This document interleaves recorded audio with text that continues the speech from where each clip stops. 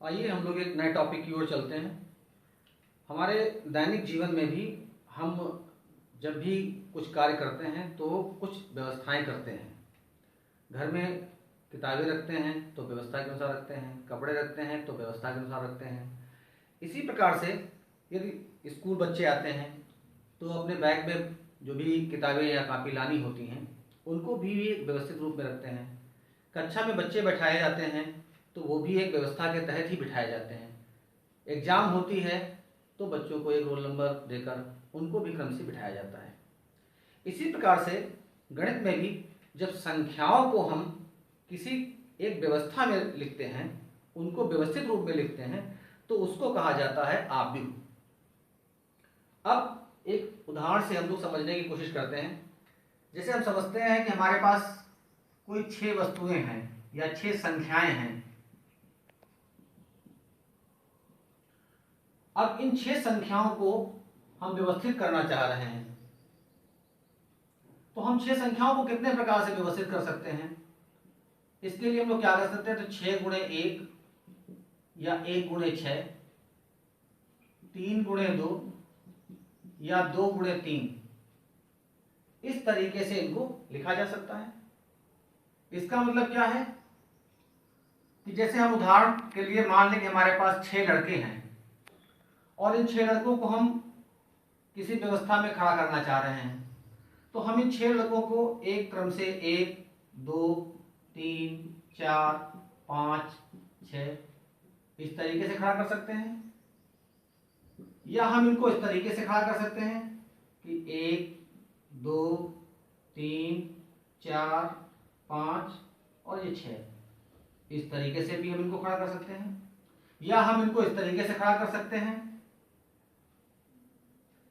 1 2 3 1 2 3, और यह हम इस तरीके से भी खड़ा कर सकते हैं इनको 1 2 3 4 5 और 6।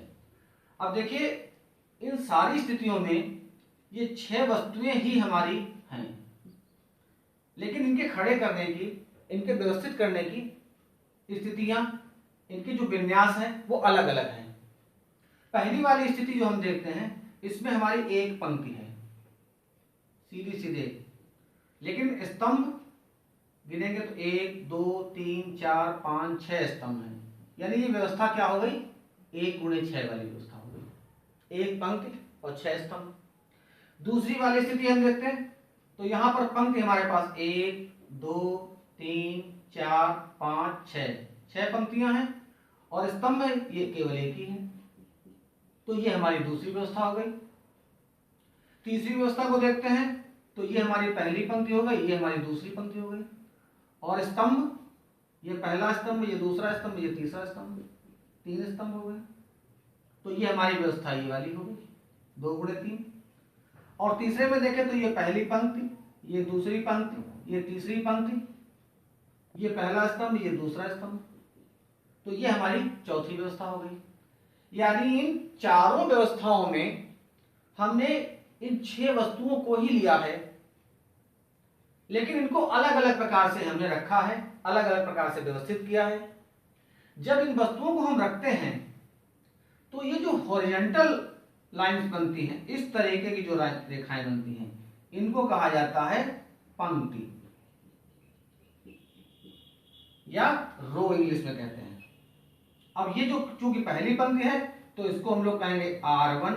R1 का मतलब रो फर्स्ट रो, ये R2 यानी सेकंड रो, ये R3 यानी थर्ड रो। इसी तरीके से अगर और है तो R4 R5 हो जाएंगे। और जब इस तरीके से हम देखते हैं, इस तरीके से, तो इनको कहा जाता है, जो वर्टिकल लाइंस हैं, इन वर्टिकल लाइंस को हम लोग कहते हैं कॉलम। तो कॉलम है तो ये पहला कॉलम हो जाएगा C1, ये दूसरा C2, ये तीसरा C3, ये C4। और जब इस तरीके से हम लिख देते हैं तो इसमें कितनी पंक्तियां हैं, जितनी पंक्तियां होती हैं उन पंक्तियों की संख्या को पहले और स्तंभों की संख्या को, कॉलम की संख्या को बाद में लिखकर इनके मध्य गुणे का निशान लगा देते हैं। तो ये हो जाता है 3 गुणे 4। तो ये हो गया क्रम। अब इस आव्यूह में हमने 3 पंक्तियां ली और 4 स्तंभ लिए। जैसे उदाहरण के लिए यहाँ इसको देखेंगे हम, तो यहां पर हमारे पास 2 पंक्तियां हैं और 3 स्तंभ हैं, और इसका क्रम क्या है, इसकी कोटि क्या है, 2 गुणे 3। तो अब अगर हम 2 और 3 को गुणा कर दें तो हमें मिल जाएगा 6। तो यहां पे देखिए हमारे पास कितने अवयव हैं, तो गिनेंगे तो 1 2 3 4 5 6 वस्तुएं हैं। अर्थात इस क्रम को अगर गुणा कर दिया जाए तो इनके गुणा से जो गुणनफल प्राप्त होता है वो इसमें अवयवों की संख्या बताता है कि यहां पर कितनी संख्याएं ली गई हैं, कितनी वस्तुएं ली गई हैं। अब यहां शुरू में हमने बात करी थी कि यदि हमारे पास 6 वस्तुएं हैं, 6 संख्याएं हैं, तो इनको हम इतने प्रकार से व्यवस्थित कर सकते हैं। तो ये जो जितनी भी व्यवस्था है, इस प्रत्येक व्यवस्था को हम कहते हैं आव्यूह। आइए हम आव्यूह की एक गणितीय परिभाषा पढ़ते हैं।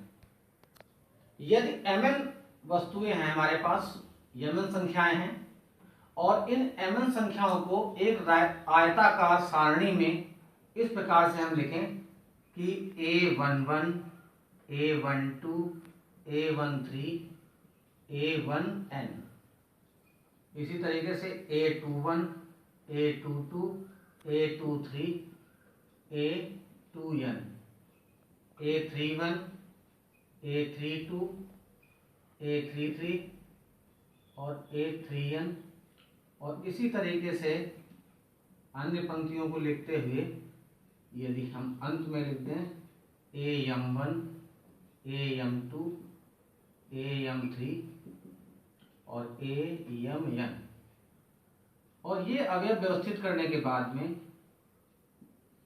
इस तरीके से, तो देखिए ये पहली पंक्ति में हमने n अवयव लिखे हैं, फिर दूसरी पंक्ति में भी n अवयव लिखे हैं, फिर तीसरी पंक्ति में n अवयव लिखे, फिर यमवी पंक्ति में भी n अवयव लिखे हैं। यानी प्रत्येक पंक्ति में n अवयव लिखे हैं, और पंक्तियां कितनी हैं, पंक्तियां यम हैं।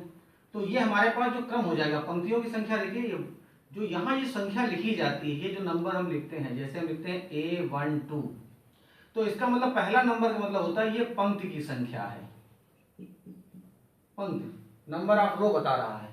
और जो दूसरा नंबर हम इसमें लिखते हैं ये बताता है स्तंभ की संख्या, स्तंभ कॉलम की संख्या।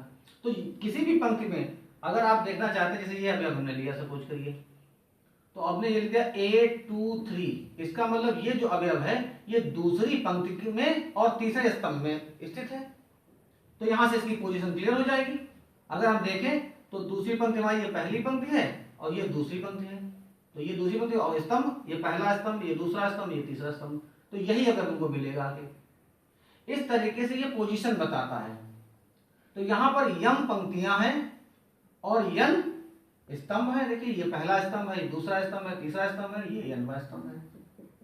तो पहली संख्या बताता है पंक्तियों को, तो यहाँ पे देखिए यम पंक्तियां हो गई, और दूसरी संख्या बताती है स्तंभों को, तो यहाँ यन स्तंभ हो गए। तो ये m इंटू n इसका हो गया क्रम, इस आव्यूह का क्रम। अब परिभाषा के रूप में जब हम इसको कहेंगे तो क्या कहेंगे, यदि mn संख्याओं को एक आयताकार सारणी में m पंक्तियों और n स्तंभों में व्यवस्थित किया जाए तो इसे हम कहते हैं आव्यूह, जहां m इंटू n इस आव्यूह का क्रम होता है। अब यदि इस पूरी चीज को हम शार्ट में लिखना चाहें, इतना बड़ा डिटेल ना लिखना चाहें, तो शार्ट में कैसे इसको नोट करेंगे, तो इसके लिए हम लोग लिखते हैं a i j और यहां लिखते हैं m इंटू n। तो देखिए अभी हम लोग बात कर रहे थे कि जो हम यहाँ पे संख्याएं लिखते हैं, ये a i j लिखा है, तो जो पहली संख्या है ये रो की पोजीशन बताता है, स्तंभ पंक्ति की स्थिति बताता है, और जो दूसरी संख्या है ये हमारी बताता है कॉलम की स्थिति, यानी स्तंभ की स्थिति बताता है कि कौन सा कॉलम है। तो अब देखिए ये जो हमारे पास एलिमेंट है ये कौन सी पंक्ति है, IV पंक्ति है, और स्तंभ कौन सा है, जेवा स्तंभ है। तो ये जो अवयव है I जेवा अवयव कहलाएगा। यहां पर I और J के मान क्या होते हैं, तो I का जो मान होता है वो आता है हमारा 1 से लेके यम तक। देखिए यहाँ पे पंक्तियां कितनी है, m है, तो यहाँ 1 से प्रारंभ करेंगे और कहां तक जाएंगे, यम तक जाएंगे। और जो j की वैल्यू है वो क्या होती है, स्तंभों की संख्या है। तो स्तंभ कहां से है, 1 से लेके और कहां तक आएगा, ये n तक आएगा। अब अगर हमें पहली पंक्ति के अवयव लिखने हैं तो हम क्या करेंगे, i को फिक्स करेंगे, तो लिख देंगे i बराबर 1। i बराबर 1 कब होगा, प्रथम पंक्ति के लिए, पहली पंक्ति के लिए i का मान हो जाएगा 1। अब जब i का मान स्थिर करेंगे तो हम कॉलम का मान, j का मान बदलेंगे, और कहां से लेके बदलेंगे, 1 से लेके n तक बदलेंगे। तो j की वैल्यू जो हम लेंगे वो 1 से लेकर और n तक लेंगे, अर्थात j के स्थान पर हम पहले 1 लिखेंगे, फिर 2 लिखेंगे, फिर 3 लिखेंगे, फिर 4 लिखेंगे, और फिर ऐसे लिखते लिखते आखिरी में n लिखेंगे। चलिए इसमें लिख के देखते हैं। तो जैसे हमारे पास ये लिखा है, इसमें i के स्थान पे 1 और j के स्थान पे ये संख्या लिखेंगे, तो क्या प्राप्त होता है, देखिए 1 1 1 2 1 3 1 4 और लास्ट में रहेगा 1 n। अब ये कौन सी पंक्ति ली हमने, i का मान 1 लिया, तो ये पहली पंक्ति होनी चाहिए। आप ध्यान से देखिए, ये पहली पंक्ति हमें यही मिल रही है। इसी तरीके से हमें कोई भी पंक्ति निकालनी होगी तो हम उसमें i का मान फिक्स कर देंगे और j का मान बदल देंगे। यदि हमें किसी स्तंभ के अवयव निकालने हैं तो हम स्तंभ का मान फिक्स कर देंगे और i का मान वेरिएबल ले लेंगे। अगर हमें पांचवें स्तंभ के अवयव निकालने हैं तो j का मान हम कर देंगे 5 और i का मान क्रमशः 1 2 3 से लेके और हम m तक ले लेंगे, तो हमें उस पर्टिकुलर स्तंभ के सारे अवयव मालूम हो जाएंगे। अब यदि हमारे पास ये एक आव्यूह है a is equal to aij m into n, तो यहां से हमें कौन कौन सी सूचना मिल रही है इसको हम लोग देख सकते हैं। तो सबसे पहले तो ये जो लिखा है m इंटू n, इसको हम कहते हैं क्रम या कोटि। अब ये काहे का क्रम है, किस चीज का क्रम है, काहे की कोटि है, तो ये आव्यूह का क्रम है, आव्यूह का क्रम या कोटि m इंटू n। इसमें जो पहली संख्या लिखी जाती है इसको हम कहते हैं पंक्तियों की संख्या। तो यहां पर पंक्तियों की संख्या कितनी हो गई, पंक्तियों की संख्या ये है m। यहां पर दूसरी संख्या जो होती है वो क्या है, वो स्तंभों की संख्या होती है, तो स्तंभों की संख्या हो जाएगी n। तो इस प्रकार से ये हमारा आव्यूह का क्रम आ गया। अब हम लोग आगे चर्चा करते हैं कि जो आव्यूह हम लिख लेते हैं तो आव्यूह होते कितने प्रकार के हैं। तो यहीं से हम लोग आव्यूह के प्रकारों की व्याख्या कर सकते हैं और बहुत आसानी से सारी परिभाषाओं को बता सकते हैं। तो आइए हम लोग समझने की कोशिश करते हैं। ये जो हम बेसिक पढ़ रहे हैं इसको बहुत ध्यान से पढ़ना है। अगर ये वाली चीज हमारे समझ में आ गई तो पूरी सारी कॉन्सेप्ट और पूरा चैप्टर हम लोग आसानी से कर सकते हैं, क्योंकि ये शुरुआत है। अगर प्रारंभ में ही हम नहीं समझ पाएंगे तो फिर आगे समझने में हमेशा कठिनाइयां बनी रहेंगी। तो आइए हम लोग पढ़ लेते हैं आव्यूहों के प्रकार। आव्यूहों के प्रकार देखिए बहुत आसान तरीके से हम लोगों को सीखना है। यहां पर आव्यूहों के प्रकार में क्या करेंगे, अब हमने यहां पे लिखा हमारे पास एक आव्यूह है a is equal to aij और इसको लिखते हैं m इंटू n। अब यदि इसमें हम m बराबर 1 ले लें, m का मान फिक्स कर दें, तो m का मान जब 1 कर देंगे तो उसमें पंक्तियां कितनी होगी, एक पंक्ति होगी केवल, और स्तंभ कितने होंगे, स्तंभ n होंगे। तो जब हम m का मान फिक्स करेंगे तो ऐसे आव्यूह को हम कहेंगे पंक्ति आव्यूह। पंक्ति आव्यूह, रो मैट्रिक्स या रो वेक्टर भी कहते हैं इसको, रो मैट्रिक्स। अब देखिए अगर परिभाषा आपको लिखनी पड़े, पूछा जाए पंक्ति आव्यूह किसे कहते हैं, तो कैसे कहेंगे आप, वह आव्यूह जिसमें केवल एक पंक्ति होती है उसे हम पंक्ति आव्यूह कहते हैं। इसी प्रकार से यदि कोई एक ऐसा आव्यूह हमारे पास हो कि जिसमें स्तंभ केवल एक हो, यानी n का मान केवल 1 हो, तो अगर स्तंभ केवल 1 है तो हम ऐसे आव्यूह को कहेंगे स्तंभ आव्यूह, यानी कॉलम मैट्रिक्स।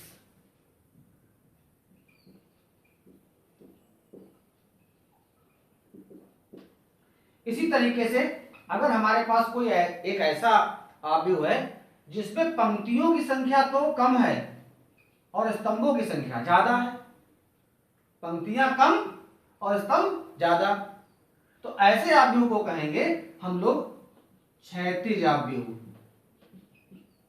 क्षैतिज आव्यूह। आप उदाहरण के लिए ऐसे आव्यूह बना के देखें, उसमें संख्याएं लिखें। जैसे आपको पंक्ति आव्यूह लिखना है तो आप एक आव्यूह यहाँ लिख लें, इसमें संख्या लिख लें, यहाँ पे 5 लिख लिया, 7 लिख लिया, 9 लिख लिया, 10 लिख लिया। अब देखिए इसमें पंक्ति है 1, ये पूरी एक पंक्ति हो गई। और स्तंभ कितने हैं? 1 2 3 4, 4 हो गए। तो देखिए यहाँ पे पंक्ति केवल 1 है और स्तंभ है 4, तो इसको हम लोग क्या कहेंगे? पंक्ति आव्यूह। और अगर हमें इस तरीके से लिखना क्षैतिज आव्यूह तो हम क्या करेंगे? एम माने पंक्तियों की संख्या कम रखनी है और स्तंभों की संख्या ज्यादा रखनी है। तो यहाँ पे जैसे उदाहरण लेते हैं, सपोज करिए 2 3 4 और यहाँ पे लेते हैं 1 2 7। अब देखिए यहाँ पर पंक्ति हो गई 2, ये पहली पंक्ति है, ये दूसरी पंक्ति है, और ये 1 2 3 ये स्तंभ हो गए। तो यहाँ पे पंक्तियों की संख्या कम है और स्तंभों की संख्या अधिक है, इसलिए इस आव्यूह को हम कहेंगे क्षैतिज आव्यूह। इसी तरीके से अगर हमारे पास कोई एक ऐसा आव्यूह हो जिसमें पंक्तियां ज्यादा हों और स्तंभ कम हो, तो ऐसे आव्यूह को हम कहते हैं ऊर्ध्वाधर आव्यूह, वर्टिकल मैट्रिक्स कहते हैं, इसे हॉरिजॉन्टल मैट्रिक्स कहते हैं। ऐसा कोई आव्यूह हो हमारे पास कि जिसमें पंक्तियों की संख्या और स्तंभों की संख्या बराबर ना हो, असमान हो, या तो पंक्तियां ज्यादा हो स्तंभ कम हो, या उल्टा हो, इसका विपरीत हो, तो ऐसे आव्यूह को हम कहते हैं आयताकार आव्यूह, आयताकार आव्यूह, रेक्टेंगुलर मैट्रिक्स। अब जब ये बराबर नहीं है तो एक आयताकार आव्यूह बन गया। तो कोई ऐसा आव्यूह भी बन सकता है जिसमें ये दोनों बराबर हों? हाँ, बिल्कुल बन सकता है। तो ऐसा आव्यूह जिसमें m और n यानी पंक्तियों की संख्या और स्तंभों की संख्या समान हो, ऐसे आव्यूह को हम कहते हैं वर्ग आव्यूह। बहुत महत्वपूर्ण आव्यूह है स्क्वायर मैट्रिक्स। ये वर्ग आव्यूह बहुत महत्वपूर्ण है क्योंकि इससे एक नए प्रकार के आव्यूह का सृजन होता है। यहां से फिर नए प्रकार के आव्यूह हम लोग पढ़ते हैं। अब जब वर्ग आव्यूह हमारा बन गया तो वर्ग आव्यूह के ही कुछ विशेष प्रकार के आव्यूह यहां से बनते हैं, यानी ऐसा आव्यूह जिसमें m और n यानी पंक्तियां और स्तंभ बराबर हैं, तो उसमें बहुत से विशेष प्रकार के आव्यूह बनते हैं। यहां से हम लोग नए प्रकार के आव्यूह पढ़ेंगे। तो सबसे पहले यहां पर हम लोग ये समझ लेते हैं कि जब हम कोई वर्ग आव्यूह लिखते हैं, जैसे उदाहरण के लिए हम लोग यहाँ पे एक वर्ग आव्यूह लिख लेते हैं। सपोज करिए मेरे 2 3 7 9 1 5 0 3 -2। अब ध्यान दिए तो यहाँ ये पहली पंक्ति है, ये दूसरी पंक्ति है, ये तीसरी पंक्ति है, अर्थात 3 पंक्तियां हैं। स्तंभ ये पहला है, ये दूसरा है, ये तीसरा है, 3 स्तंभ हो गए। तो पंक्तियों की संख्या 3 है और स्तंभों की संख्या भी 3 है और दोनों बराबर हैं। तो जब दोनों बराबर हैं तो ये किस तरीके का आव्यूह हो गया? इसको हम लोग कहते हैं वर्ग आव्यूह। इसे क्या कहेंगे? वर्ग आव्यूह। अब जब वर्ग आव्यूह लिखते हैं तो देखिए इनमें पोजीशन लिखते हैं लोग। जैसे ये एलिमेंट हमने लिखा, ध्यान दीजिए, ये पहली पंक्ति है, इसको हम कहते हैं R1, इसे हम कहते हैं R2। इस पूरी पंक्ति को कहते हैं, खाली 5 को ना समझा, ये पूरी पंक्ति कहलाती है R3। इसी तरीके ये पूरा स्तंभ कहलाता है C1, ये पूरा स्तंभ कहलाता है C2 और ये पूरा स्तंभ कहलाता है C3। अब ध्यान दीजिए, इस पूरी पंक्ति में जो भी अगर होगा उसकी जो रो पोजीशन है वो 1 होगी। अर्थात जैसे हम i j के फॉर्म में लिखते हैं तो i की जगह पे 1 आएगा। और इसी तरीके दूसरी पंक्ति होगी तो i का मान 2 हो जाएगा, यहाँ पे i का मान 3 होगा। और जब स्तंभ के लिए लेंगे, स्तंभ के लिए j लेते हैं, तो इस पहले वाले स्तंभ के लिए j का मान 1, दूसरे वाले के लिए j का मान 2 और तीसरे वाले के लिए j का मान 3 लेंगे। तो यहाँ पर देखिए जैसे पहला एलिमेंट है, अब देखिए इसको, ये किस पंक्ति में है? तो पहली पंक्ति में है।